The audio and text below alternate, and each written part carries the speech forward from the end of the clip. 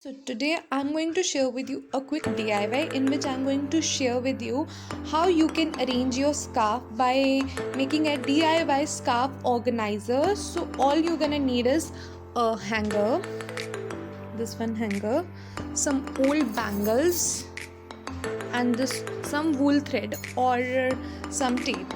So I'm gonna use the wool thread. So now I'm going to share with you how to make it.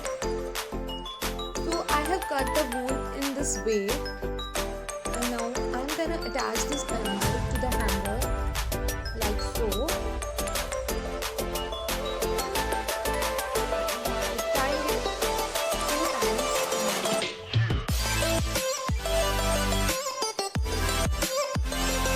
and cut out the extra. Similarly, you have to arrange all the bangles like so.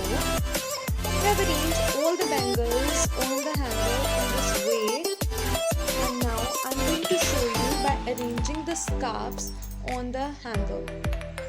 I have arranged all the scarves on the hanger, and this is how it looks. You can see,